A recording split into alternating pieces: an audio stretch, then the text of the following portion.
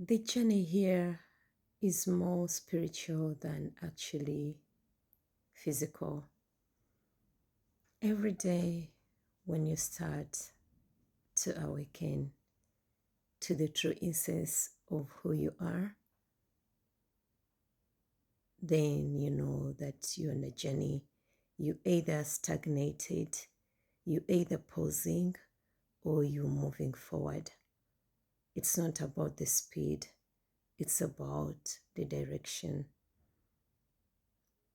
Today it crossed my mind that my challenges are my challenges, and how I see them is actually about me.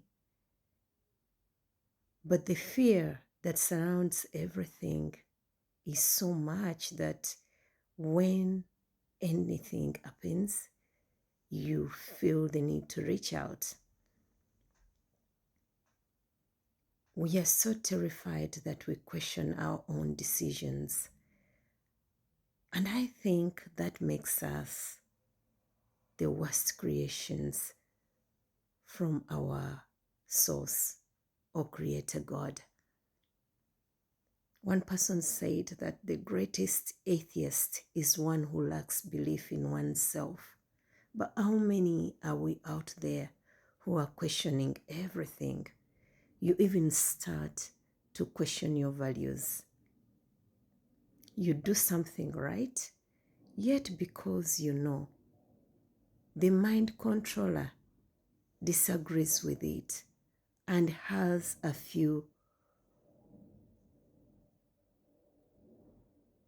conformitants, the ones who conform because it's the easiest way out.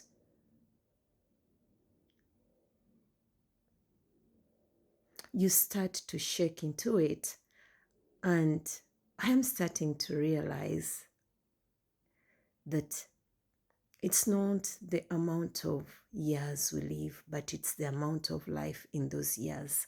How much life has there ever been in your life? When were you truly alive to your essence? Happiness, according to Mahatma Gandhi, is when what you think, what you feel, and what you do are in harmony. When does that ever happen? When have you ever experienced such a feeling?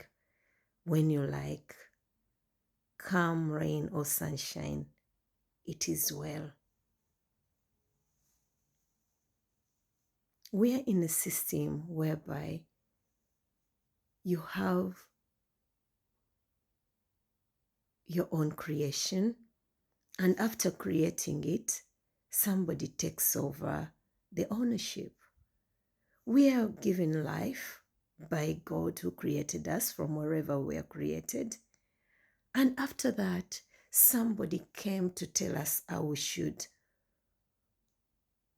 praise our God, how we should see our God. And that makes us blind. We have eyes, but we can't see. We have ears, but we can't hear. We have life, but we're even in denial of the life we have. Because if you know, at least, I'd rather now get somebody who worships their parents. Why? Because you know for sure, for a fact, that you came from that woman you call mother. You came from that allocated man, if he is the one. Because sometimes you might even never know who the real dad is until you die, or even never know. But the fact is that somebody donated the sperm to make you. So I'm realizing that we are actually not on physical battles. We are on mental, and spiritual and mental actually are almost the same thing. But when you go to mental, it's about thinking, you just the mind. But when you go to spiritual, then you go to the immense, infinite possibilities of plants being, animals being, and then within that being so much atoms forming and all that. of how energy works. And then you realize that we are not battling bodies. We are battling dominions that have existed for millions and billions of years. You realize that even those you love might be at war with you. You realize that you're on a journey and a battle to remain you and to stand firm on your decisions.